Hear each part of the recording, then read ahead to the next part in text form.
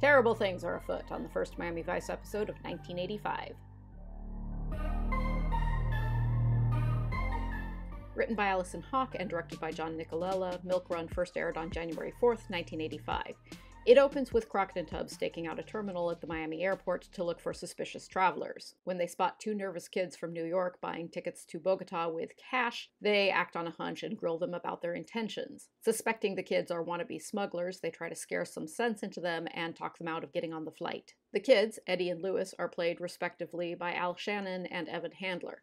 Handler, in particular, has worked steadily in television over the years. He was Charlotte's husband on Sex and the City, and he was most recently seen as Broadway producer Hal Prince in Fosse Verdon. Meanwhile, a home in Miami jam-packed with cocaine-filled Santeria statuettes explodes, killing several people. Crockett talks to an informant, Angela, a Santeria priestess played by Rainbow Harvest, star of the late 80s sitcom FM. Angela's violent boyfriend, Zeke, is played by author and actor Eric Bogosian, who may be best known for starring in Oliver Stone's 1988 film Talk Radio, which was adapted from Bogosian's own Pulitzer-winning play. Acting on a lead from Angela, Crockett and Tubbs visit a boxing gym to find a dealer named Moya. Their paths cross once again with Eddie and Lewis, who ignored their advice and took a later flight to Bogota to pick up cocaine-filled statues for Moya. Crockett arrests Eddie when he tries to flee, but he offers to drop all charges if Lewis and Eddie help them bust Moya. Eddie's sleazy and corrupt public defender, Sloan, tries to sabotage the deal, but Crockett effectively shuts him down. Sloan is played by John Kapelos, who has played an assortment of memorable sleazeballs.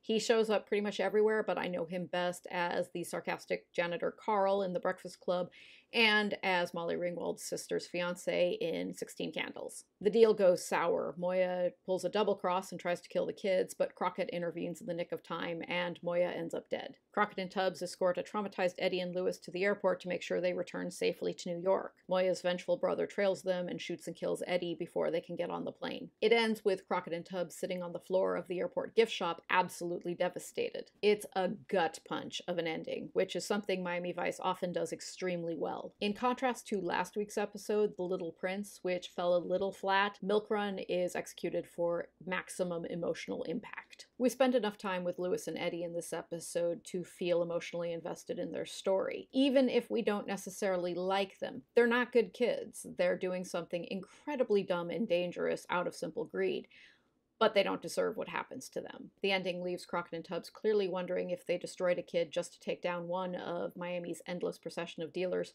and if so, if it was worth it. Music used in this episode includes ZZ Top's Legs, which plays while Crockett is perving on attractive young women at the airport, and Pat Benatar's Hit Me With Your Best Shot plays at the boxing gym while Crockett and Tubbs are looking for Moya. A solid mid-range episode, easily worthy of 3.5 flamingos. By this point in the season, Miami Vice has slid right into a comfort zone. It's going to slide out of that comfort zone in a very good way in the next episode when we begin to delve into Castillo's very weird and very interesting past. That's next week, so I hope you'll join me then. In the meantime, please hit subscribe and/or chat with me on Twitter about all things Vice related, and I'll see you later. Thank you for joining me. Goodbye.